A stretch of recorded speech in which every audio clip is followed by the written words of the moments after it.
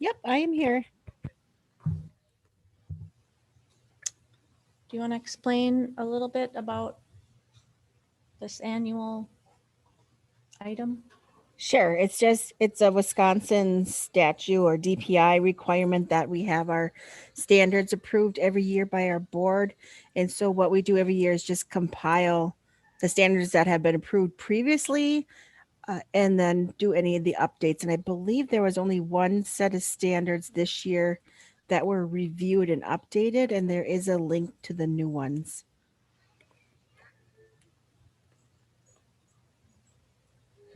Looks fine to me. Yeah, I feel good about it. I didn't have a whole lot of time to review it, but it doesn't seem like it's just a list. changed. Yeah, so Yeah, it's really a procedural thing. There weren't any brand new standards that we added this year, and there weren't any like overhaul of any of them, which we've done. I think probably ELA was done about 10 years ago, and it was majorly overhauled just to meet the needs of today's students. But I think every subject area has within the last 7 to 12 years been overhauled. But as of lately, it's just approval of the standards we've been following.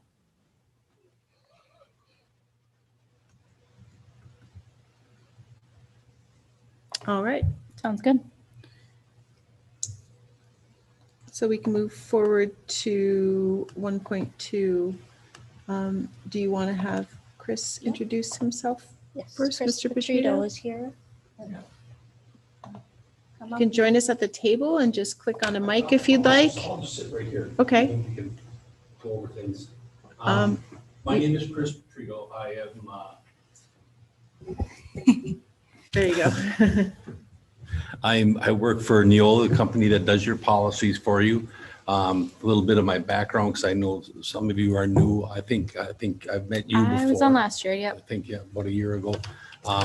I'm recently retired superintendent at the Hurley School District, where I worked for 32 years. I spent the last 15 years as a superintendent there. And we worked with Neola, geez, from the time I was principal there, so probably about 20 years. We worked with Neola. After I retired, they asked me to come and work for them, and I handle about 50 schools in northwest Wisconsin right now. Linda asked me to come and talk about the process a little bit, because I know some people are new, just to see how it works. Neola works with two attorney firms in Wisconsin, Davis and Kuthau and Strang Pattison, very highly respected attorney firms in Wisconsin for school law, to develop policies for school districts. The policies come about from, state, federal mandates. Title IX was a great example of that. Neola's attorneys went from 2,000 pages of federal guidelines, pared it down to a policy for schools that was about 22 pages. So, which is, a pretty hefty policy. So they monitor all the state, federal changes that go on. Also, they manage things schools are dealing with, things that aren't federal, state law. You have animals on school property that has evolved over the course of years from service animals. Now you have therapy animals in schools. So they've monitored that and expanded the policy as needed over the years. So it just kind of goes across the whole gamut of policies that they offer. The big reason that I think probably just under 300 schools in Wisconsin go with Neola is because, as you probably have found out in your 10 years here, things change real quick in education. And whether it's the state and federal laws, COVID, or anything else, things need to change and policies need to change. And a lot of people within the school, the superintendent, principals, it's awfully tough to chase those things all the time with all the duties you have. So I think a big reason a lot of schools have gone with Neola is because, number one, you're getting updated policies from two well-respected attorney firms, plus there's two national attorney firms they work with. They work with OCR on a lot of the policy issues. So you've got policies that come to you that have been vetted legally, and Neola puts a guarantee behind their policies. If you stay with Neola policies and don't change it, leave their language, if you're legally challenged on it, they're going to support you legally up to $5,000. So they stand by their policies. Within Neola policies, though, you have all rights to take the policy, revise the policy. There's different choices within the policy. If you don't want the policy, you don't have to take it. They just put out policies to offer schools. And like when I draft with schools, I let them know, okay, this is required by law. This is required by law. This isn't required, but if you feel you need this policy, it's a pretty good policy, you know, so it's a pretty all-encompassing thing. They come out with 2 updates a year. And when you see like right now, you see volume 30, number 1. So every year you're going to see volume 30, number 1, and probably any day now, volume 30, number 2 is going to be released. Okay. Volume 30, number 2 is going to have a lot of revisions on all your non-discrimination, harassment policies, bullying policies. Title IX, after OCR put that out and reviewed that, now they're going through all the other policies schools have. So you're probably going to see some revisions there because of Title IX. So, so there'll be 2 policy updates a year. Now, last year, Neola came out with about 4 or 5 special updates during the year. With COVID came out, there were a lot of things, you know, remote board meetings. Schools all of a sudden needed policies on that. Pandemics, how to handle pandemics. There were probably about 14, 15 policies they released for schools to choose from last year related to COVID. Some were already in place, but revisions, and others were brand new. But normally you're going to get 2 updates a year. Any special updates that come during the year, there's no extra charge for that. That's part of it. With your updates comes a visit from me. And usually what I do with schools, and it varies between the schools, some I meet with the policy committee, some I just meet with the superintendent and, you know, some of their administration. We go over the changes, they bring it to the board. We can do that in many different ways. My reason for the visit is because, you know, usually there's 25, 30 different policies that are changed every time. And I sit down with districts and the administration and policy committees and go over why the change is. Here's the change here. This is why the change was here. Here's a new policy. Here's why. In volume 30, number 1, you saw a couple new policies on board member code of conduct, and one was on board member information requests. Those were new policies that came out because schools were asking Neola, we need something on this. So their attorneys put those together. So I sit down with schools and I do that. So I appreciated the process as a superintendent for 15 years because I knew I didn't have to go chase ghosts on policies and chase the federal changes and then write my own policies for it.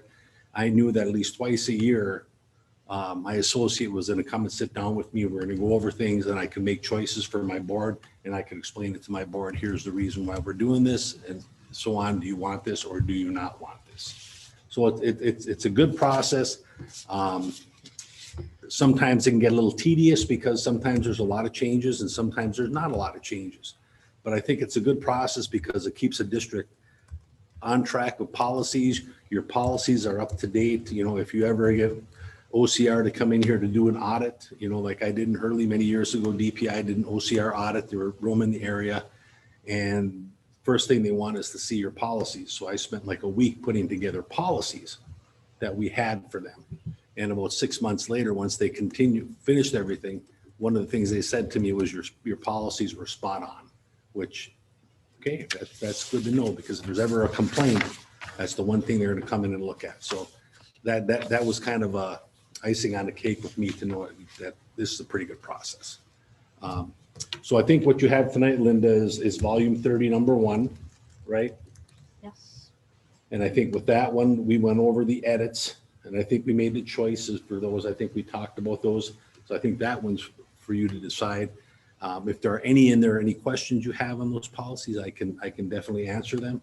If you have any questions about Neola, I'm here to answer them. I live in Hurley. All the schools in this CISA are kind of, I've known them for years. I've known the people that have been in them for years. So I want to take very good care of my CISA schools. That includes Bayfield. Thank you. Any questions? Thanks for being here. I know Magdalene had a question on the wellness policy, Chris. Pardon? The wellness policy for Neola, Yeah. because our wellness committee developed kind of their own policy. Okay? Yeah, I'm very confused about all that. Yeah, No. so we're not sure how that's gonna flow. You can, if you want to have your own wellness policy, that's more than fine. I mean, if you just want to send it to me digitally, I can just create a policy for you. But know that in this next update, Neola's going to come up, they're coming out with a brand new wellness policy because DPI's wellness thing is kind of like a shooting target. They make changes and they don't tell a lot of people until all of a sudden you get an audit and they say, well, you're not following this, you're not following that. Well, we've gotten together with DPI now and Neola's going to have a fresh one coming out, a fresh revision of their wellness policy. But if they feels more comfortable using theirs, that's more than fine. When was that new one coming on? I would say anytime now. I would say within a week. Oh, okay. Yeah. So maybe we can wait for that and then. And you could even just take a look at it and compare it with what you have. Yeah. But I know we as Neola sat down with DPI and went through because they have on their website, they have their toolkit out to put it together. And it was kind of like, we did that. And then a year later, they made changes there and some of our schools were saying, hey, we got this notice from DPI saying that we were wrong on this policy. And we're kind of like, and then you look at and they changed it again. So we're just trying to keep up with those changes. Yeah, I think it'd be good just to see that. And then we need to just meet, the wellness committee needs to meet at some point. We can't make that decision over email. So I don't know if that has to wait until the fall or it can happen in the summer, but it seems like it has to go to wellness committee first. Yeah, so we'll wait till the policy comes out from Neola and then bring it to wellness. Yeah. And then Yeah, wellness can and you say, compare with what you designed and keep whatever fits. Stephanie's back August 1st, I believe, so. Okay, sounds good. So in the future, when we do updates, if you would prefer, that, the majority of the edits are done and the choices are squared away, I could come and sit here with this meeting and we could go over the policies, put them on a script. I think we did that. We right did. after Yeah, you that was started really that. helpful, Yeah. actually. Yeah. Well, why don't we just plan on doing that? Yeah. And then that way, the edits can be done. Uh-huh. You and your administration can go over things first and then we can come here and we can Yep. go through everything. Because it would take us an hour, Yeah. And it's so nice. It was really nice having you in person so we could ask those questions and Right. immediately we had either scenarios of comparable option, this, you just have a lot of knowledge about what other districts have done. Right. Which doesn't mean that we follow suit, but it gives that information in real time where something that would take 3 times as long Right. to have you here is really No, valuable. and So I I'm appreciate that. more than happy to do that. Great. Whatever works for you, I'm game. Great, thank you. Any other specific Neola questions? We can move on otherwise. I did list those policies, tell me if I'm jumping ahead, that are ready to go to the full board. So we're at 1.2 on the agenda, considering Correct. volume 30, number 1. And so those policy listed in the first group have been reviewed by admin, or a policy that didn't need a lot of review. Well, and we went through this at our last policy committee meeting and said forward on a lot of them. So I think it makes sense. I have kind of comparing it to my notes right now. So there are 2 in question that do need review, and the intention is that we would review those this evening? No. And actually, there's more that needs review. I just ran out of time. But I did fill out the form. Kylie had sent kind of like Neola's form. It's kind of messy, but I'll redo it. But Oh, I I think was it able to do works. that, Kylie. Part of it. Thanks for That's that. good. We can just go through. Do you want to go through the ones that need review with Chris here? Yeah. Okay, Yeah. okay. Then just tell us which ones. Yep. Okay. 3213. Which is, A copy of student supervision, okay?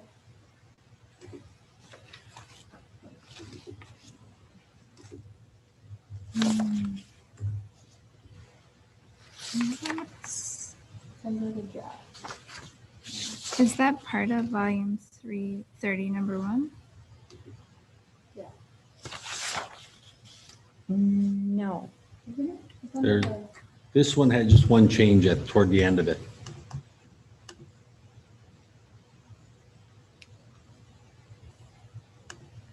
Right there. Yeah, we talked about. I think we talked about this at our last meeting. The difference between a student who happens to be in the room of an event and taking a photo Right. of the And that, student. and that was the Oh, big yeah, change yeah. with this one. Before they had, you couldn't post any picture, meme, whatever. Yeah. They added on toward the end of that, you know, and the example I use all the time is the principal's at the basketball game, takes a picture of the game and puts it on their Facebook page, saying, great win for Bayfield last night. Well, the picture wasn't of Johnny taking the shot or somebody specifically sitting in the stands. It's of the event, like a newspaper. You know, that's a rational way to look at things. So it was just more of a clarification on that policy. Okay, that was where we had questions because we have one teacher who's really into photography and he really does a great job of documenting events. Yeah. And there is, And- kids in the stands and and like that's probably- close-up shots of athletes. Yeah. And I think the community appreciates that. So it is Right. going to be a big change if that's not going to be allowed. And I think that's where that addendum at the end came from, is because there's a lot of communities. I know the superintendent, Blair Taylor, has his own little photography company. He does a lot of pictures of the game. So that's kind of where that came to clarify that, you know what, it is okay. If you're taking a picture of somebody, a kid specifically doing something wrong and posting it on your Facebook site, that's a little different ballgame there. But taking a picture of an event, Okay, So Yeah, go I so think what's happening is allowed. Okay, Right, okay, right. great. Yeah. That's Yeah. what I Yeah. want to hear. So I just, Because I know we had a parent in Hurley when I started as superintendent that did that while his kids were going through school. And all the districts I go to, there's quite a few of them that have somebody in town that does that. And at the end of the season, puts together things for parents, which is kind of cool. it seems Yeah. like it's appreciated, so I Yeah. didn't want to hinder it if we didn't need to. I think the other thing we had discussed with this one is if it needed to be included in the staff handbook. I haven't cross-referenced those, but curious what others think about that. That's a good question. I haven't been able to recently read the handbook because I didn't have that access. But You could always just put a link to, see policy 3213 in your handbook too. right, reference it. It's probably a good idea so that whoever is doing the photos, if it's Eric Iverson, he can see, Yeah, and So that'd be in the employee handbook. in the right? employee handbook, we have linked all policies. okay. Oh, okay. So we can And we'll look. see that when we get to that agenda item. Okay. But yeah, I agree, having this as a link where appropriate in the employee handbook is a quick and easy way to make sure, we're staying in alignment with what is okay and what's not regarding this topic. Okay, so that one can go to the board, I think. What's next? 3220. Staff evaluation and educator effectiveness. And admin did go through this policy. Yeah, So just need we your review. met as an admin team and made the changes as you see in here. I don't think we had any questions last No. policy committee meeting. No. Looks good. Yep.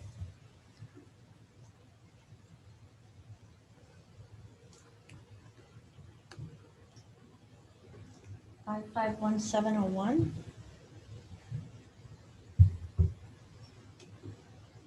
Which one? Sorry, Linda. that's That's a lot of numbers. Bullying, 5517.01.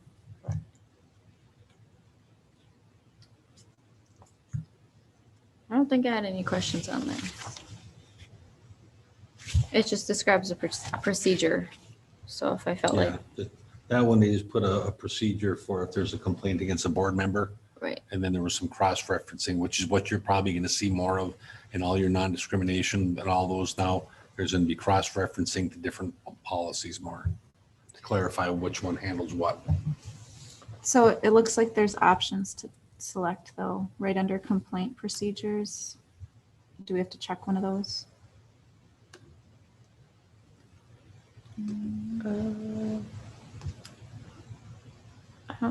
I don't see options. I don't see any options. Complete I'm not looking at the same I think procedures. the choice was made up above there. There was an option, right? There was like 3 options right there would be, I think, Oh, yeah, right there. I'm The just looking first at a one- different one. file with the board president who was authorized. you might have like a to contact- printout of Linda's. screen. Okay, I see. I was in a different one. Now I see which one you guys are looking at.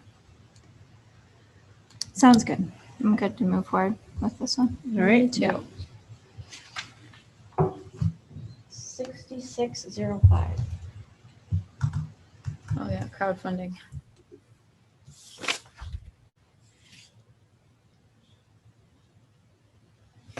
This is one, and I'm not sure where this is coming from, if there are people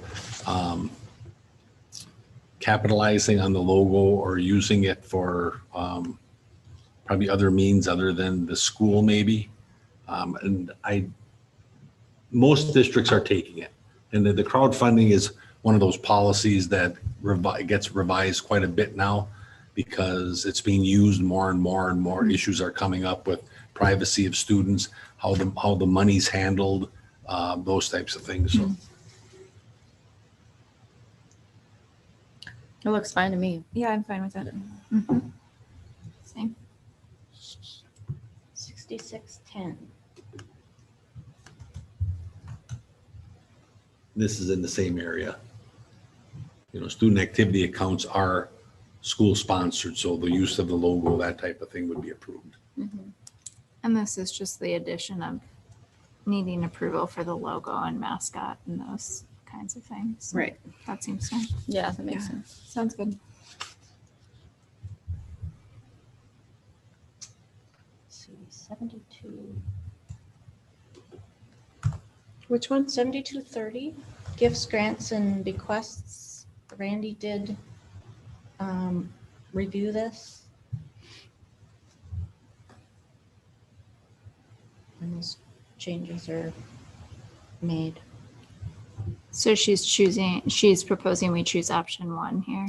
Correct.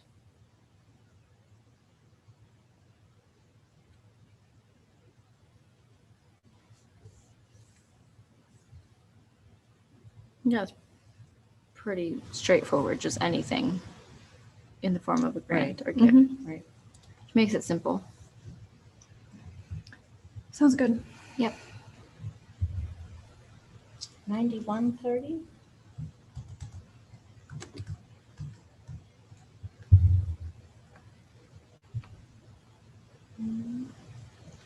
And the big change with this one, if you scroll down a little bit, Linda, past the first, second, third level, scroll down a little bit further.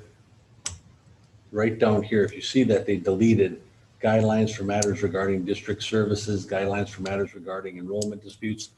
They eliminated all those and you have one complaint process, which I think is much better. So so they just revise language accordingly. I like that. Other than matters regarding instructional materials, there's a separate format for that you chose.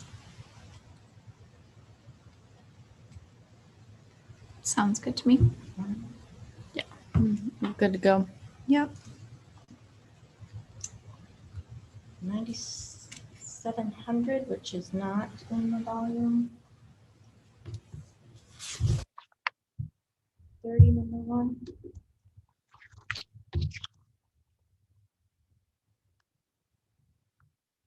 Sorry, what was the number? 9700. Right there.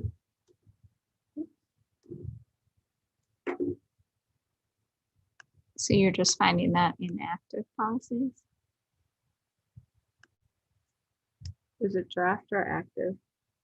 No, you had that Then one. I think we just had to get some choices so made not in it. the- Relations with non-school affiliated. Yeah, in that case, if it's a non-school group to use your mascot logo, they'd have to get permission. Oh, yeah.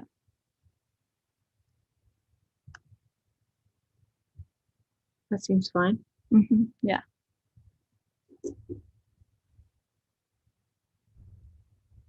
And we're choosing that they get permission from the district administrator instead of the board, which Yeah, makes sense. Makes sense.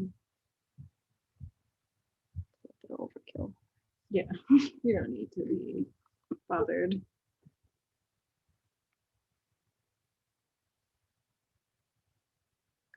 Yep.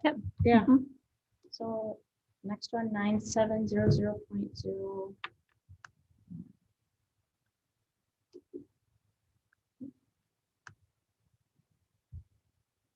Now, this is one you don't have right now. Correct, Linda? Correct. Not required.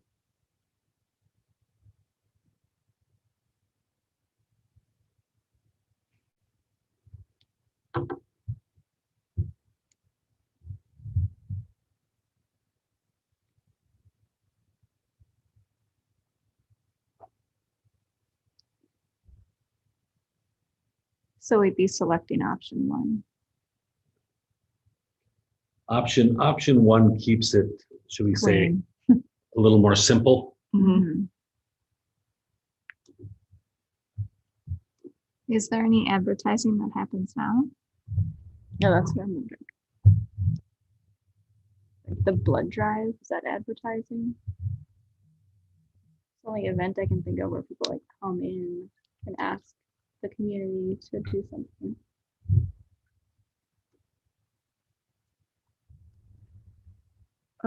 That's a good question on a blood drive.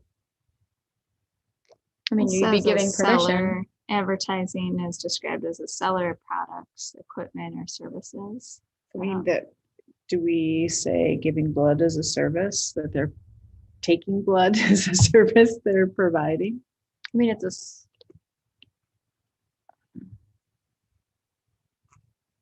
I think, doesn't this allow us to give permission or not? I don't think they use our logo when they advertise for people to make appointments. I think they just use their own. I think the only thing on there is our address and our name. Okay.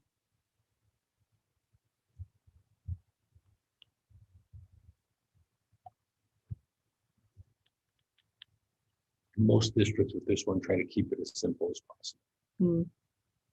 Because this is one, the more detail you put, the more you have to follow. I think you try to keep it as, I wouldn't want to say vague, but give yourself a little leeway. Because you never know what comes up.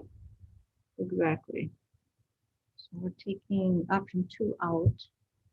So there's in the next paragraph, a couple of options.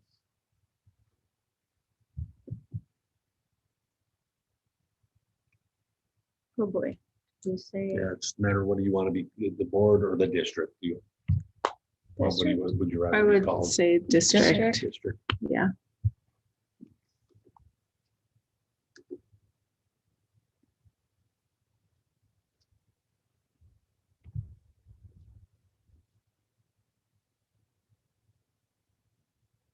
We have to go through. And all these. those, I would recommend. Not Okay, you taking. don't have to select any of those. general advertising guidelines. We're just gonna leave Or them if there's out. a couple you want to take. Well, this way we already have it so that the district has to approve it, right? So. Yeah, that sort of covers. Yeah, and if we're choosing option one, we're saying there's no advertising at all around. So that'd be easy to need it.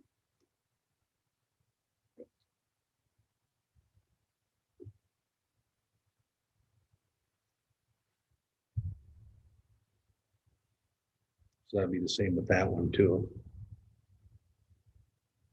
That should come out.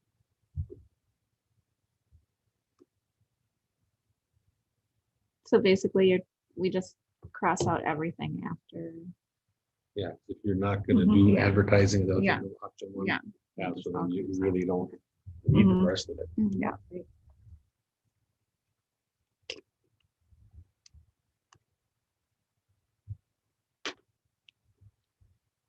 That was it for this volume, unless, do we want to talk with Chris about the ones we're tabling for the retreat? We could look at them. Yep. Yeah. That would be helpful. Give his feedback, comments. Okay.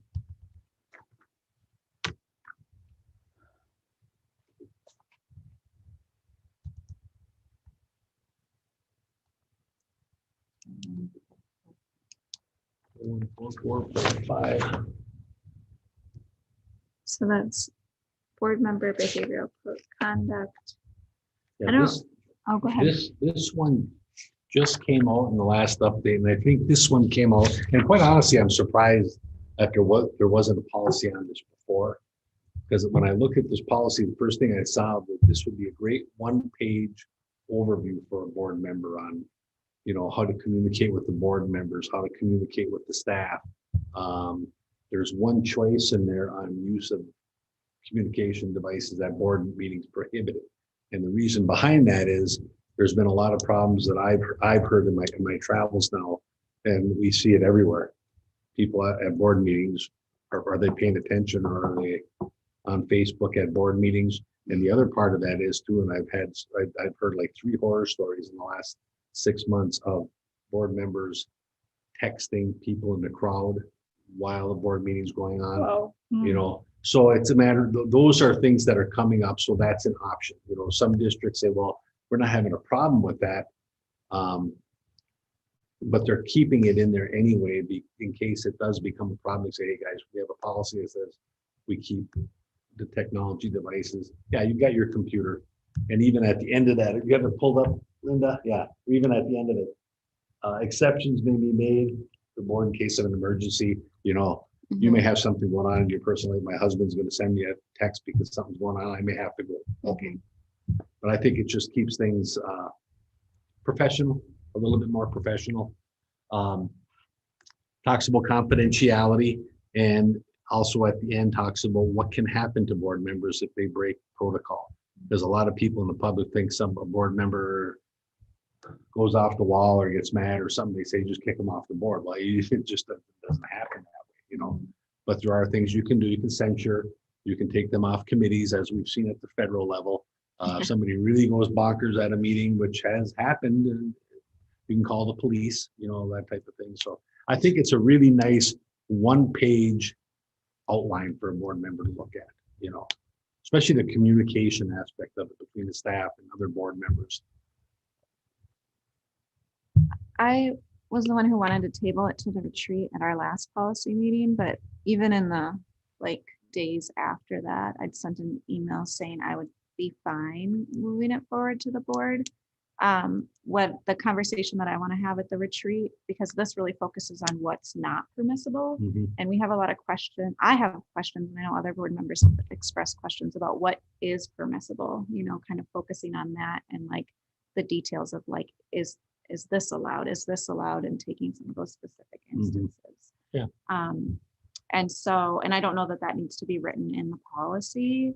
It's almost like we need just kind of an understanding that. Yeah. I think that the biggest problem that I think board members get into, and this is just personal experience and listening to people and seeing what goes on, is people that get on the board, such as all of you, you're elected to the board, you feel that you have to take on things.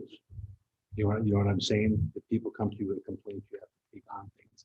And I think the biggest area that I've seen board members, should we say, drop the ball on is a lot of those things that drop on your back should be coming to somebody before they get to you. If somebody brings you a concern, it should be brought to whoever's involved. If it's the air conditioner, you're building a grounds person, maybe something in the classroom should be your principal. And I think that's the biggest problem that board members get into is they think they have to challenge all these or take on all these issues that you hire people to do that. And if it's really a problem and it continues to be a problem, then there's a time where board members get involved and that person can come to the board and talk. I think that's the biggest problem that I see that gets boards in trouble or gets people in trouble because they're kind of, and I get it too, because everybody feels they're getting elected for a reason to make things right. And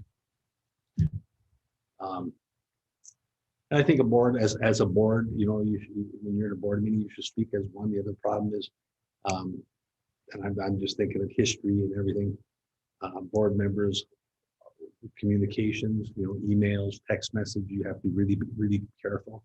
Even if it's your personal email account, if you're emailing somebody on district, anything district business, you better archive that. I've seen troubles evolve around that, text messaging.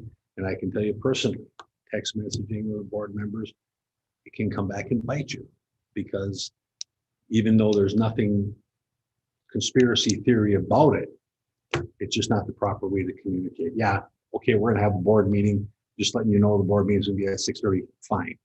But if it goes off into other things where it's one board member or a couple of board members, you know, those are things where you can get in trouble too, you know, so. You But should- if there are other that's things. where I have the most questions, because sometimes it feels helpful to talk with each other about an issue. And I understand like the walking quorum issue Right. is if like I agree with Magdalene, we're gonna vote away, and then she agrees with Esme that they're gonna vote away, that's problematic. But if we're just discussing like, hey, how are you feeling about X, or what are you thinking about Y? Yeah. Are you suggesting that should not be written communication, or we shouldn't Or be we doing shouldn't that be, with like, one another?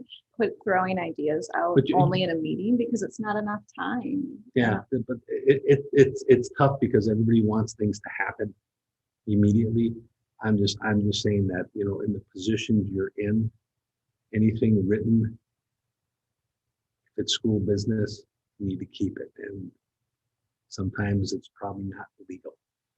And probably a lot of people do it because they just don't know, but until something comes up where they get called on it, and it may be very innocent, but if there's anything, my years of experience and what I've seen to tell is be very careful with that.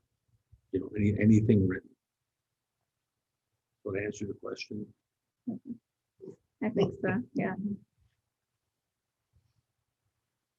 And that's just me, you know, talking. I mean, other people may have a different view of it. I just kind of look out for board members and administrators, and those are things that I've seen rear their ugly head a few times.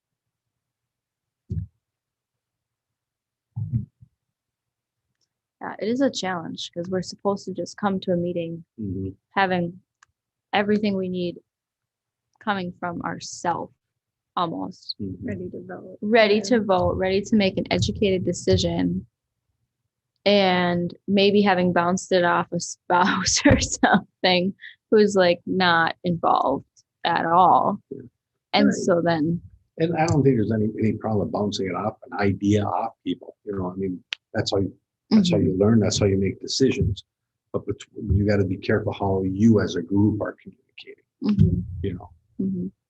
and if it is something that would fall under the category of executive session, you know, that would be a place to discuss those things if it's one of those situations that would apply to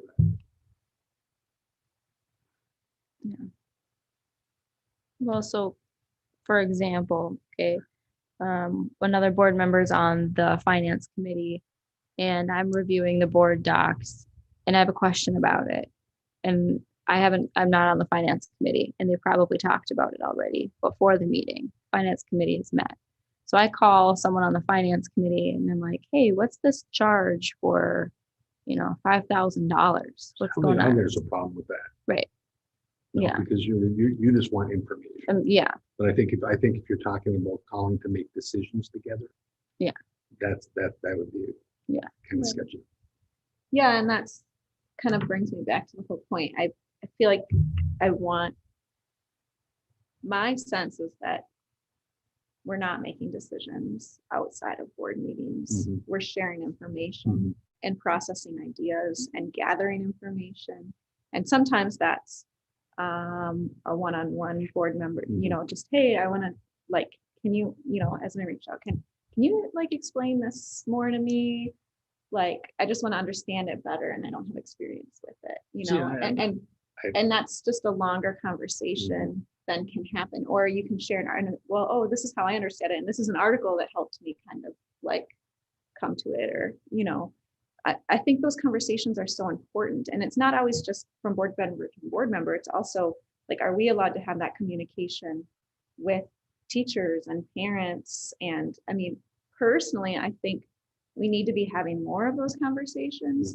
And since I've been on the board, sometimes I've gotten this sense of like, oh, be careful. Like, don't, you have to watch who you talk to, and you're not allowed to do that. And like, there has to be this distance. And I understand professionalism, and I understand a walking forum, but I don't like kind of somebody saying, you can't be talking to people because you might get in trouble. And I'm like, I don't know. I just, that's. Well, I sort of think you like, can hear people. I don't Yeah. see any problem with a board member hearing somebody, you know. Yeah. I don't, you know, anybody can share a concern with you. It's just a matter of where does the concern go from you? Is it something that should the concern just say, okay, thank you for making me aware of that, where I can discuss it with Beth or Yeah. whoever you need to discuss it with? Or is it something you say to somebody, well, if it's a concern, you probably should talk to the principal first. Or they're just sharing ideas about the school. I was gonna Amen. say, it's not even concerns. It's like, Yeah. what do we don't have a strategic plan really. What do we want? Where are we going? What do we want to do? What do people need? And how can we get there? Yeah. And that seems fun to be able to discuss. Yeah. I think you just have to be careful how you're communicating between each other. That's, and there's murky water here, there's murky water there, and a lot of it's not clear sometimes.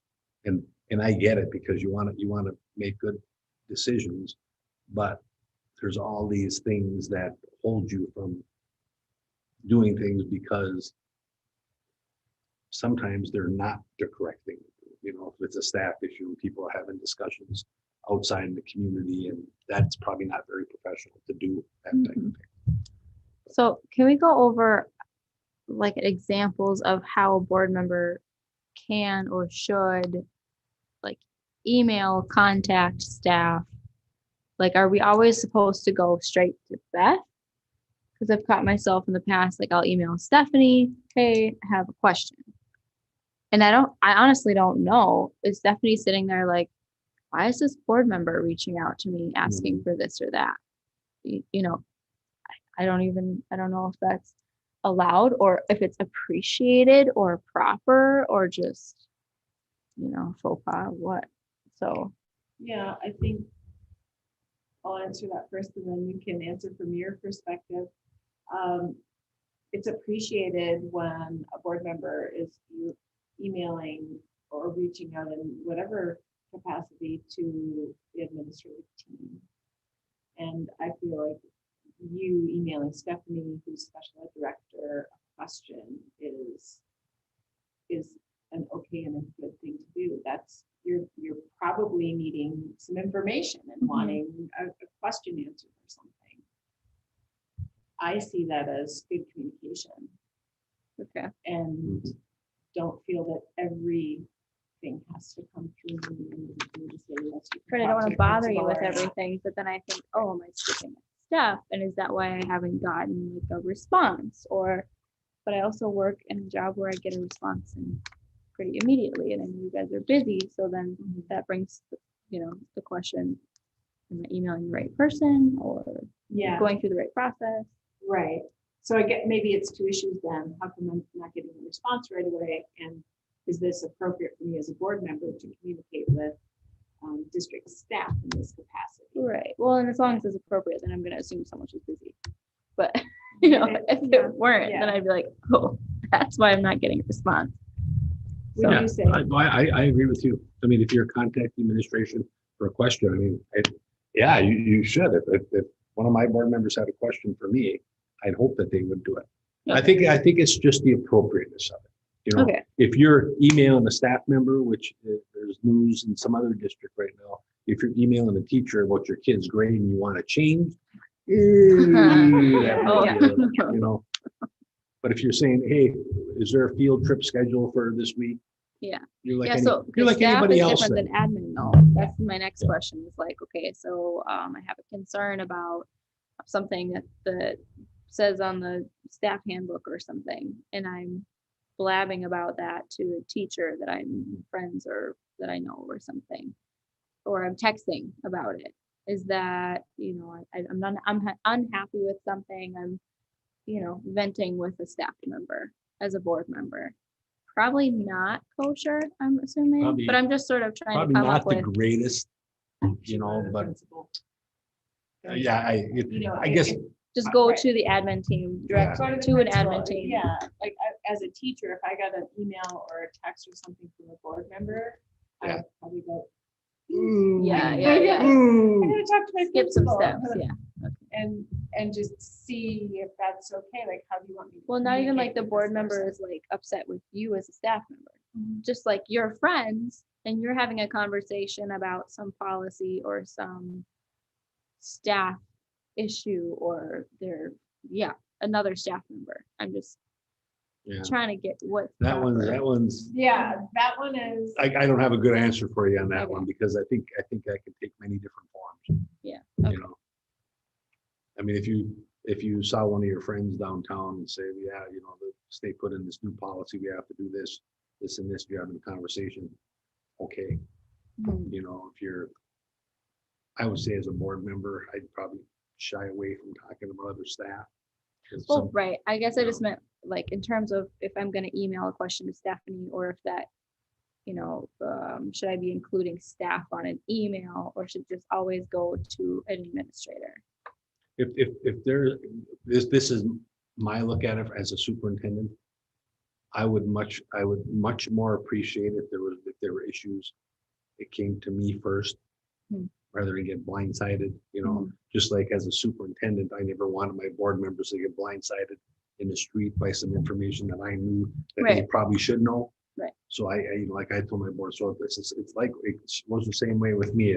If there's something you hear out there that I should know about, please tell me.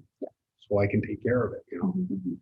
And there's so many scenarios that we could discuss Oh, for yeah. sure. We And can I go. think, board member emailing a teacher about a particular biology question, CCing the principal in on that, Yeah. just including their The direct right. supervisor.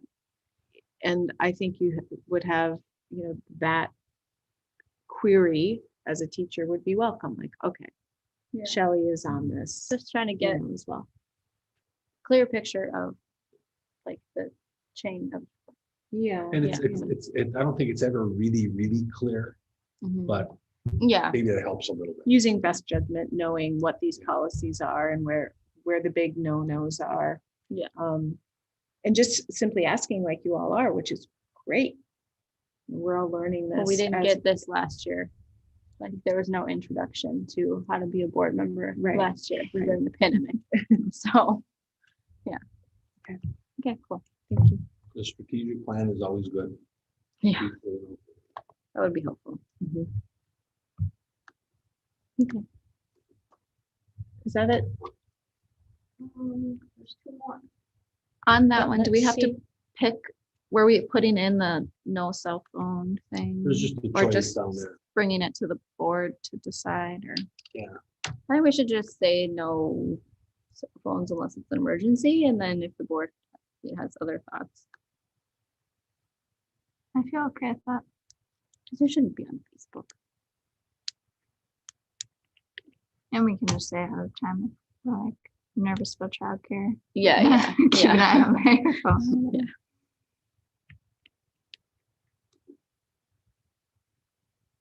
So is that in or out? In, right? In? I'm fine. Yeah, that's it. Okay. 1, 2, 1. I'm sorry, I didn't hear that. 1211 whistleblower protection. I don't, This was a new one and it's not required and this is, I think everybody knows what the whistleblower protection is all about. They put it in the 1,000. The 1,000 is your administrative. 3,000, 4,000 are our support staff. So I would say, and I can't remember, Linda, if you had it in the 3,000s or 4,000s. So I would say if you have it in the 3,000s and 4,000s, You don't keep need it. well, I Or- would say keep it here because this is for the administration. Oh, I But see. if you don't have it in the 3,000, 4,000, don't take Okay. it. All or none. All I right. guess I'd do that way. Okay. So Linda, can you just check on that and then we'll know what to do from there? Great. Because I mean, you do this by law anyway, you know. mhm. Which one? 3122. No, 3112. I'm sorry, 3112. Okay, so board staff. meeting two.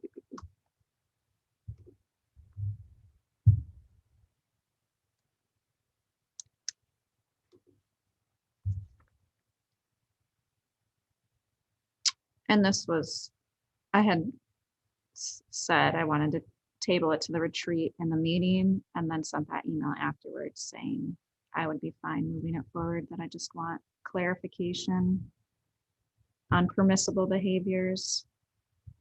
I guess in that email I had said, for example, can board members share information and invite connection and conversation with staff, students or families, without any expectation of a response and with an understanding that any communication represents the opinion of the whole board would be explicitly stated. Yeah, so it sounds like that would be permissible. Mhm. The one sentence that, like the last sentence caught my eye on here that, however, since individual board members have no special authority except when they're convened at a legal meeting of the board, discussions between staff and board members related to the performance of job duties or responsibilities may be inappropriate, which seems sort of obvious when it's spelled out. I thought there was something that said, oh, it's at the top, that they will informally discuss, educational trends, issues, and innovations, but try to avoid discussing things that are coming to the board or matters of the board, which makes sense. It kind of spells it out. Yeah, that makes sense. I think another question we had was, or I had raised last time we looked at this, was regarding the staff communications to the board. And Beth, we were talking about the circumstance when a teacher raised in public comment a concern about her job and whether or not her position was going to be cut. And it seemed that you hadn't heard about that concern yet. Right.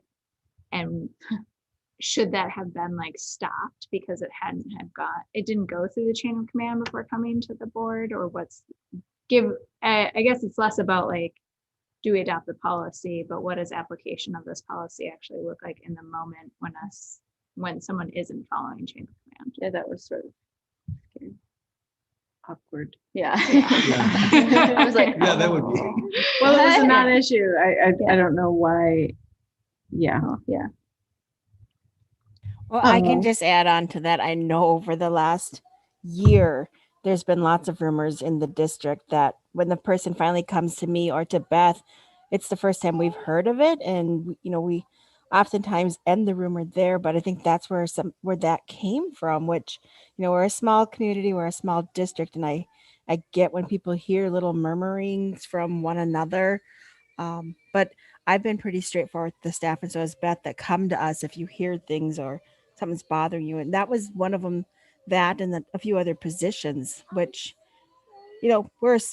we have, I think it's a unique school for how small we are, and to, follow the social media policies of larger schools is a little harder for us than, board members are relatives of staff members, or staff members are relatives with the administration. So I think it's a little, it's gray. It's not black and white like we wish it would be.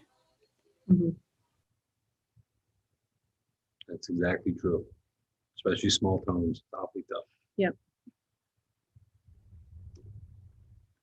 But yeah, I think I feel okay with moving forward with this one.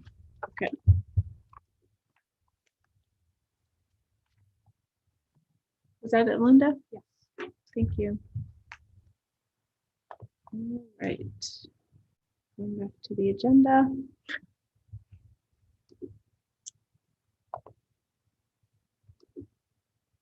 That brings us to 1.3, correct? Open enrollment. Right. This was a policy that you didn't have, that I told Linda, you probably should, because it outlines the open enrollment process right from DPI. So, you know, I think it answers a lot of questions for people. And if there are interesting cases that come up, it kind of lays things out how you're going to do it. We did have our legal counsel review. Yeah, I appreciated that. Right. Yeah, I'm okay with it. The racial imbalance. We suggested to take that out. See, It might be a good, I'm good with taking it out of the policy for sure. I think it would be a good conversation at some point for the board, if there's a way that we can just have conversations with families that are like choosing to open enroll and like talk openly about that it contributes to racial imbalance in our districts. It's so that they are aware of that. Yeah, that's a big one. It's a big. I don't think it needs to be written in our policy and enforced, but I think that we can be having those conversations. I agree. So it sounds like the committee is good then with this as it stands with the corrections and input from legal counsel. Yeah. Great. All right.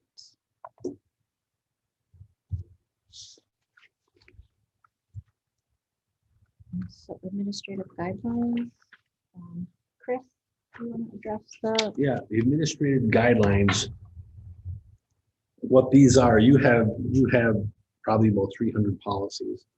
Neola also has a set of administrative guidelines that go along with some of those policies, and they are kind of more specific steps for the administration to take. I call them the superintendent's, you know, guidelines, like suspension, expulsion. You've got a policy for that. The guideline would go into the definite specifics of what the principal would do, what the superintendent would do, what the letter of expulsion would look like, what the process would look like, the hearing would look like. So those are policies that we'll have to draft, just like we did your original policy. So Beth and Linda and I will have to set up some dates to go over those. Was that the 3-hour? Probably, I'd Times say four. probably about 3 or 4 Okay. 3 or 4 hour cracks. Okay.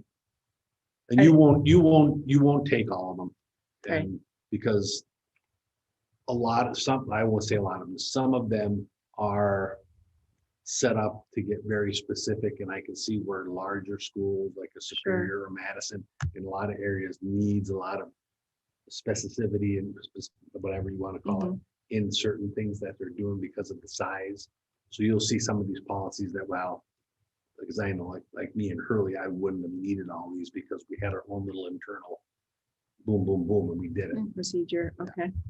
So we'll just set up some dates and we'll get that going. Sounds great. Thank you. Moving on to 1.5, consider employee handbook related policies, specifically 7544 social content, social media, and 9700 relations with non-school affiliated groups. So looking first at 7544.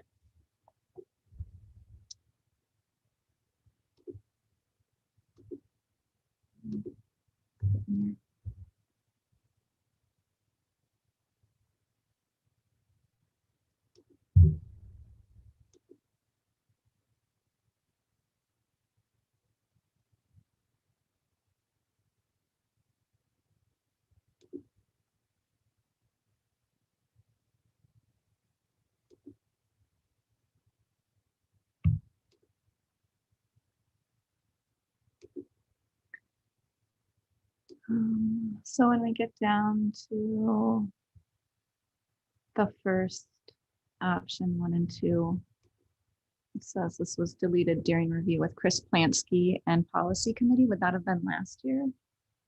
Okay, right, Linda? Yes, 8/25/20 with Chris.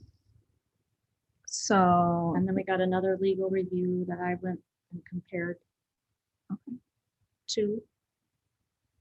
we kept option 1, which said the district uses approved social media platforms as interactive forms of communication. However, although the district approved social media platforms are considered limited public forums, the district will not respond to or engage in dialogue about any comments received. So it's not really an interactive form of communication if you're not responding. I don't know. I don't love that we don't respond. We have a policy that says we won't respond to comments, because does that mean that somebody like, or maybe I just don't understand it. Does it say if you like have a post and somebody has a question about that event, and say a flyer shared, and then they're like, wait, I don't know, is this available to middle school students too? Are we not allowed to like comment? Yes, no. It seems like it's a clarifying question, and that it would be really helpful for everybody who saw that flyer to also see that comment, and for people to feel like if they ask a question on something that they're going to get a response. And I know sometimes I've even done that individually, and that is another area that I've had questions. Where I've seen somebody ask a question about something and I had the answer because we just discussed it in the board meeting, and they'll say, oh, like, this is what we decided, even from my personal page, but maybe I shouldn't be doing that. But I also hate that people just don't know. And there's like one area where like, you can just kind of like help. Right. Yeah, quickly. And that can be a double-edged sword too. Because when we changed the mascot in Hurley last year, I remember that. yeah, that was a real fun year. Mhm. The social media, the comments on Hurley's, it got nasty. And I even told my tech guy, just please don't respond to anything, because it just seems, and the thing is, like, And then it seems so simple though, just, I could, what is the time of this event? Yeah, I get that. And if you could just make it all like that, or word your policy somehow that we respect the right to not respond to certain whatever, maybe that's a way to go Are you about even it. allowed to, are you not allowed to delete those comments if they're getting like really inappropriate? I believe we did Okay. after a time, but it just, sometimes those things, they snowball, especially if you respond to them, because then it gives people the free, Could be a decision. so. So you're saying like all or nothing? Yeah, is what you're the hard describing. part is it's all or nothing. For a And I policy. guess, does it have to be? Right. And whereas option 2, it seems like maybe they're trying to give you some options, but even when I read it, I was like, I don't feel like that's actually Read option 2. Okay. The district uses approved social media platforms, sites as interactive forms of communication, and option accepts, option invites, option welcomes public comments. The district approved social media platform sites are considered limited public forums. As such, the district will monitor posted comments to verify they are on topic, consistent with the posted rules for use of the forum, and in compliance with the platform/site's applicable terms of service. The board's review of posted comments will be conducted in a viewpoint neutral manner and consistent with state and federal law. Employees' personal posts on the public platforms/sites are limited/restricted to matters of general public interest that are not related to the employee's specific employment and wholly unrelated to the employee's job responsibility, i.e. matters where it is clear the individual is posting not in an official capacity, but simply as a member of the public. Employees in administrative positions are ordinarily not permitted to post personal comments on matters of general public interest, because to do so could be misconstrued as board-sponsored speech. I like that one better than the other one. I agree. I do like that one better. And Gives a little more leeway. Mhm. and more it And kind gives and you- more gives you a it gives little us more more bite Mhm. on your end. Hey, the Beth, first. Yes, Jeff? if I may just comment real quickly on this, what Megan's talking about. Sure. I sent out a Facebook post yesterday about sports updates. And I did get a question back. The question was very simple. It was, when does the middle school boys participate? Something like that. And I responded by, they will begin in October. Was that appropriate, or was that okay? I mean, I'm just curious. I want it to be appropriate. I think just Right. a point of clarification is, and what option 2 allows is for the district to be able to do that. So we have to be really clear in defining, it's really hard for me to read the red. But As such, the district will monitor posted comments to verify they are on topic, consistent with the posted rules of use of the forum, and in compliance with the platform site's applicable terms of service. The board's review of posted comments will be conducted in a viewpoint neutral manner and consistent with state and federal law. I would say that Jeff replied in a viewpoint neutral manner. He Yeah. simply said, practice starts in October. And Not like, I really hate that practice starts in October. He It just should said, be tomorrow, but Yeah. we have to wait till October Right. because of COVID. and so or something. that's where that's where we have to just be able to, because we all know these situations will come up. We'll post something and somebody's going to say, Yeah. why isn't so-and-so included? Or just asking a simple question, can 8th graders come too? Right. Or whatever it might be.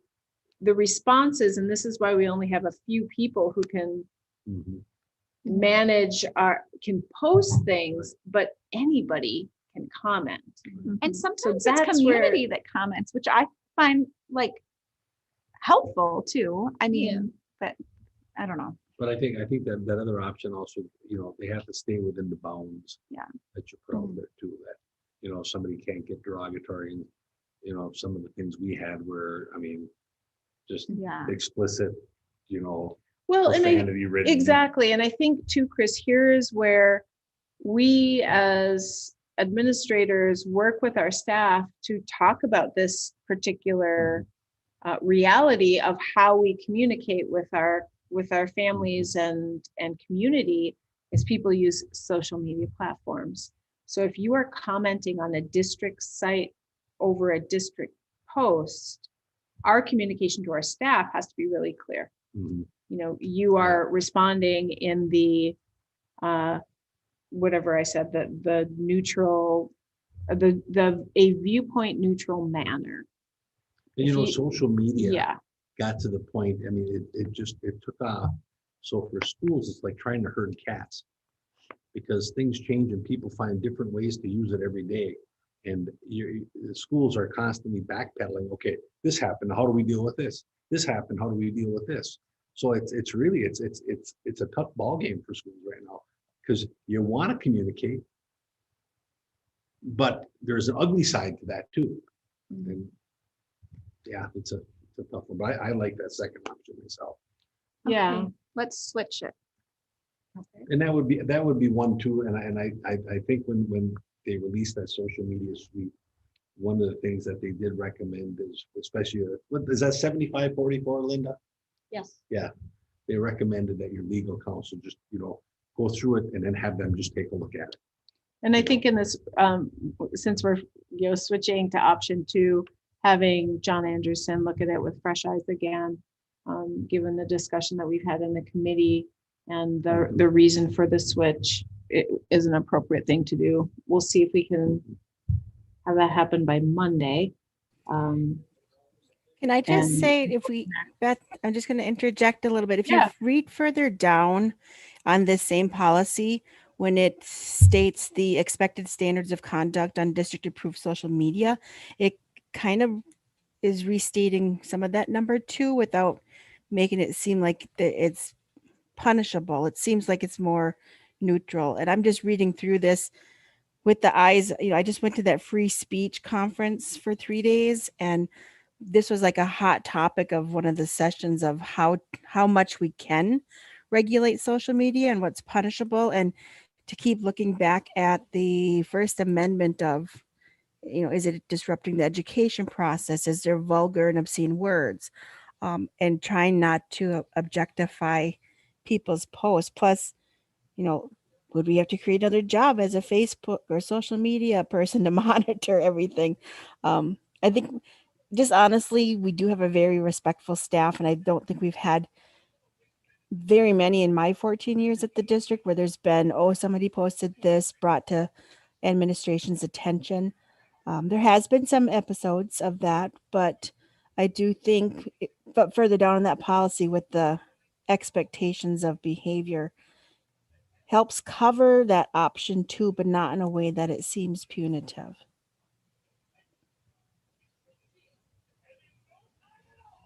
And the whole freedom of speech expression too, even with your dress codes now. Yeah. With the written expression now, that's becoming a big topic, and going through the courts to see what the way it looks now, it's kind of like if it's something related to violence or threat, you're going to have a little bit more oomph on it. This seems like some of the other stuff, unless it's like a direct, disruption of the class, there's going to be more of it allowed. Yeah, which is really going to challenge some of Yeah. those foundational cases regarding student expression for sure.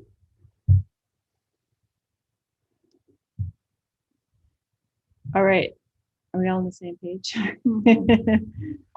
Okay, so we'll have John take a look at that.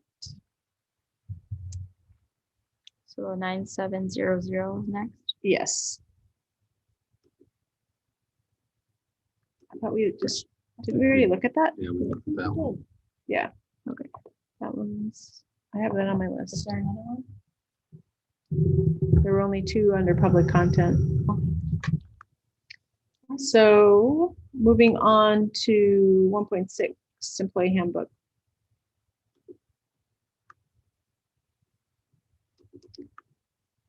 This was gone over very carefully over a series of 4 or 5 meetings with the admin team.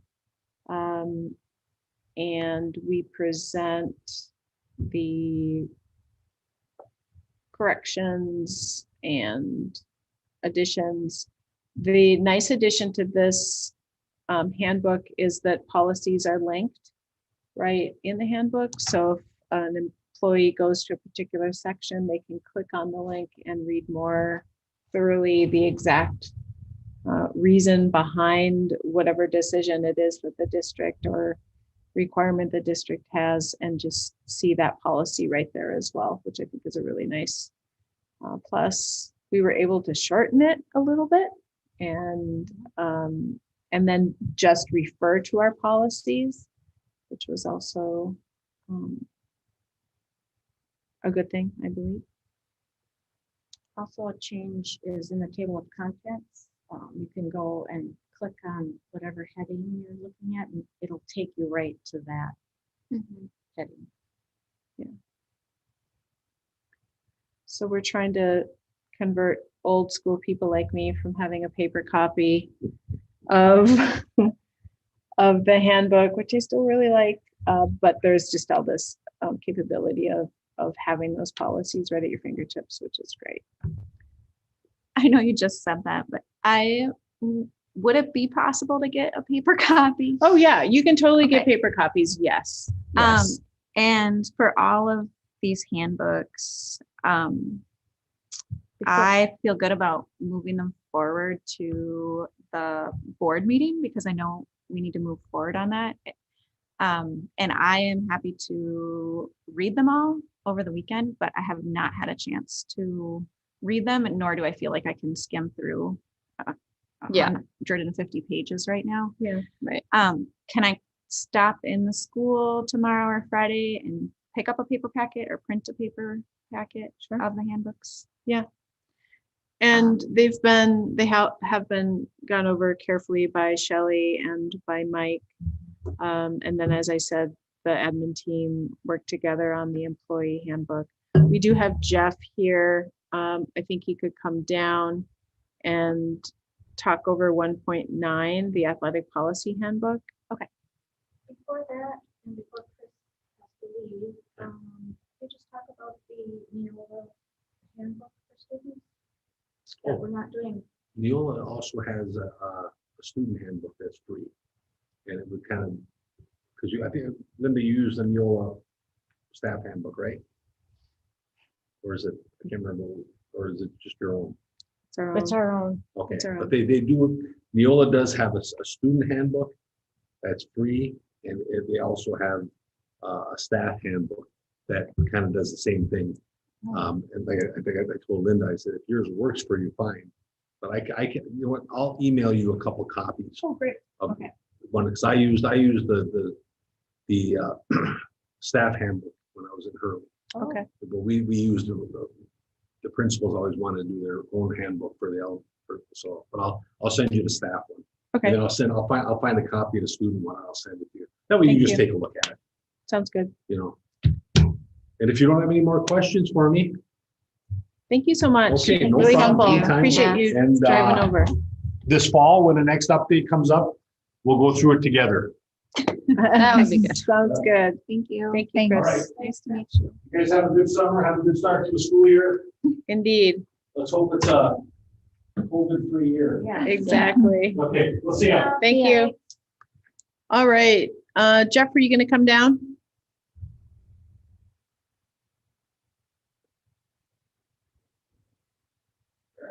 Oh, He left his, he's, that's why. Guess so. Brought our copy, so I don't know what that is. Oh, there- Insinuates who I am or what. No, I appreciate a hard copy. Yeah, Yeah, I like to read. I think you have to, Oh, you have to mute your laptop. or leave the Zoom. Thank you.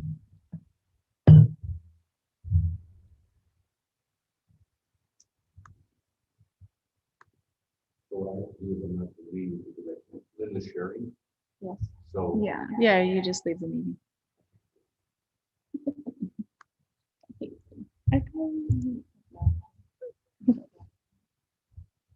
Can I speak on Yeah, no problem for because even though they're hard copies, if you don't want to bring it home, I can use them with the parents in a couple of weeks. There you go. it? Oh, thank you.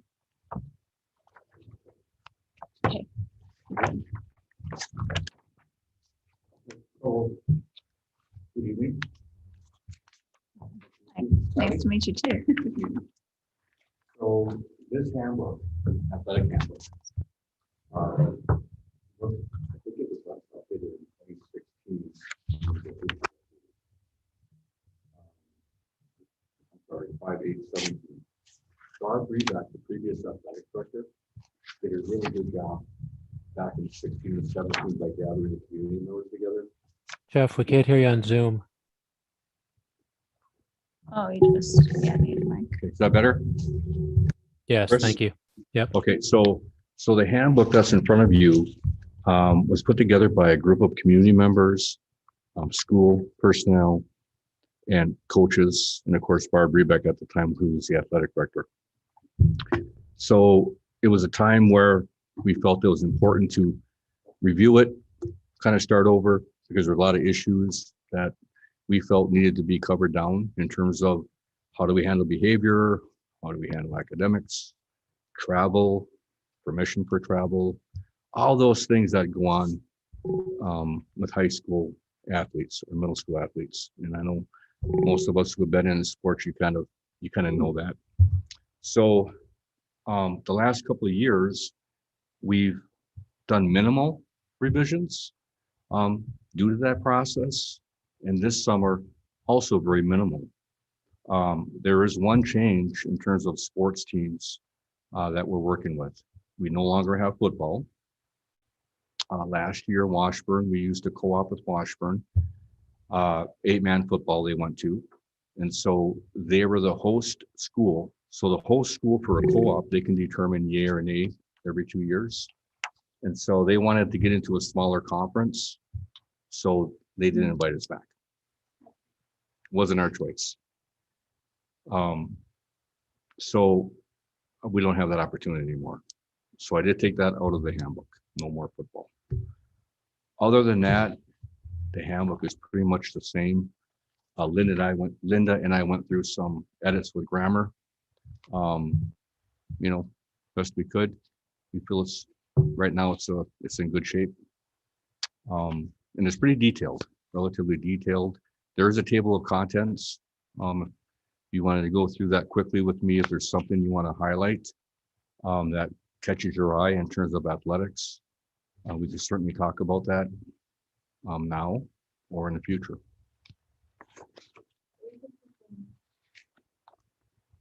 I feel like it's the same handbook from when I went to high school. Probably very similar. Do students know that there's no football this year? Yeah, it was last year, so Oh, we didn't have it okay. last fall. So Did we Wow. have any football players coming up that are gonna be disappointed? they were disappointed last year, and they're certainly probably disappointed this year. We Mhm. average between 4 and 8 players a year. Mm, On a Quite good few, year, actually. yeah, on a Yeah. good, that's a good year. 8. Yeah. It's an 8-man league. Is Yeah. there a Not chance saying I of want football, but losing students to open enrollment because of it? That's a good question. So the closest team that we could play with, well, would be Washburn. We already have kids going there, Yeah. students. But the second option for students would be South Shore, on Port Wing. That's about a 45 to 55-minute drive. Long bus ride, for them, or long car ride, but that is a possibility. It didn't affect us this previous year. Our enrollment stayed the same.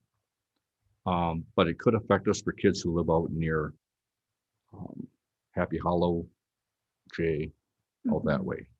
We do have some kids that are enrolled in South Shore that live out there anyway at this time, but Because South Shore has a football team? they do. Why don't we have a football team? South Shore has a football team. It's 8-man now. It used to be 11. So really all we need is minimum 16 to 17 players to compete.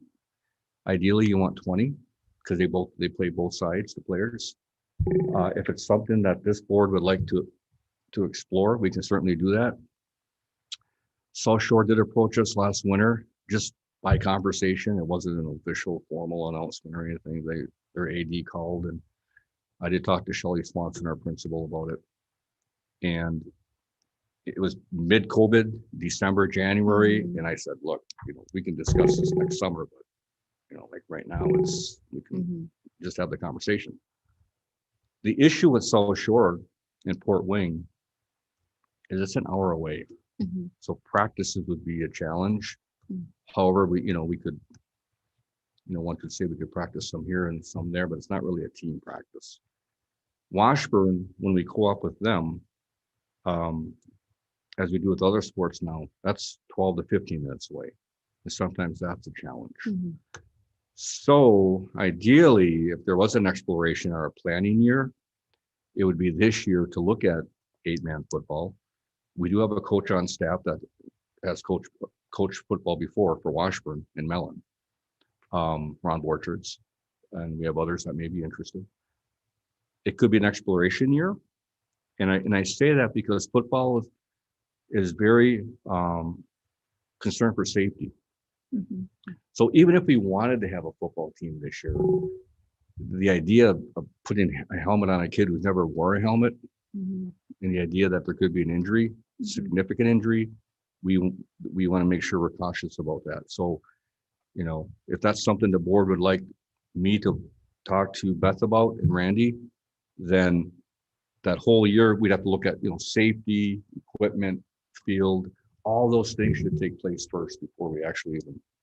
I just asked about it because of the open enrollment question, and that's been an ongoing topic of conversation. Oh, you don't even have football? And I'm not saying we need football because we had plenty of activities when I was growing up, and I think we still do, but I just wonder if it might help even the playing field. No pun intended. I don't know. You could. Just with Washburn mainly. I don't Maybe know. not. I don't know that every school has to have the same things. I think we all shine in our different ways. And before I would add a football team, I would want to survey the community and find out if what the interest is and what the interest is in adding lacrosse, you know. And so I think that I wouldn't just make an assumption that football is gonna retain or keep students, or that that is what the community of this district wants. I mean, football does have, like Jeff said, you know, injuries and equipment and fields that take a lot of money. And so if you don't have a lot of buy-in, I think it's really hard to support. So, and there's been a lot of renewed interest in students around lacrosse. I think if we're going to add a sport, and Are there other look to lacrosse that. teams? That's a Who would whole they conversation. play? Well, and maybe it's not a sport, maybe it's a club. There's wooden stick lacrosse tournaments down in the cities. A group, Blodgett just took a group, and others, Joy Shelby, from Bad River down to watch a professional lacrosse game, and I think participated in some wooden stick games. And there's they've been playing a lot in the summer and regularly during the year.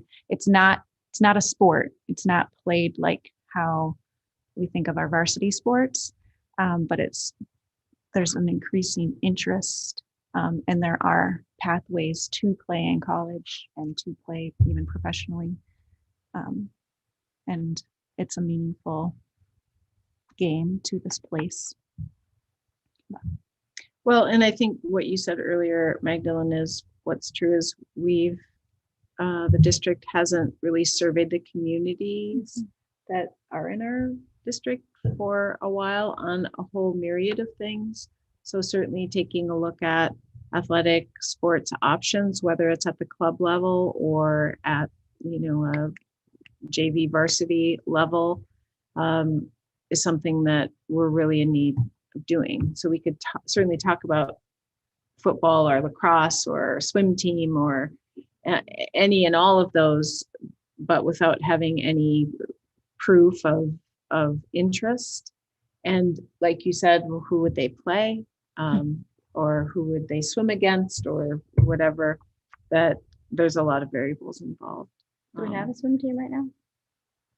Well, it's through That the was rec. always it's through through okay, the yeah. rec center. Yeah. Okay. Yeah. I'm fine with bringing this forward to the board on Monday. Yep. And like I said before about the handbooks too, and I heard you, Beth, and do really appreciate and trust the work that you and the staff have put into creating the handbooks. I just want to read them so that I have the knowledge myself of what's in them. I feel like I'm still getting up to speed. There's no way in this past year I was able to read every handbook and every policy. And so I still I'm just educating myself, and then I'll feel like I read that when we're in the board meeting. And I don't know that every board member who needs to read all of the Neola policies yet will feel that way. And so maybe it's something that I can just kind of take on. But if I can come in tomorrow or Friday to pick up hard copies, that'd be awesome. Like what time tomorrow? On your Thanks, Jeff. Yeah. Thanks, Jeff. All right. Okay. Sorry, one flag in the athletic policy handbook is the dress and personal appearance language doesn't match the edits in the student handbook. Oh, okay. Making them gender neutral. Is that what you mean? There was some removing of the spaghetti strap tank top Oh, stuff. okay. That's still in the athletic handbook, but no longer in the student one. So I don't know if the athletic one could just reference the student handbook and not relist it out. So we don't have to make edits in two places anymore. but Yeah, that sounds really What good. page are you on, Carly? Page 10 of the.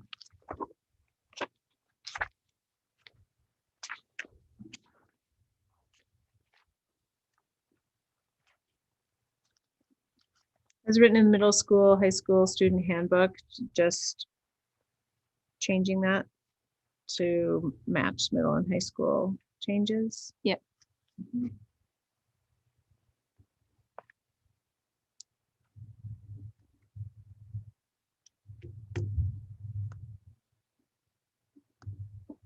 All right.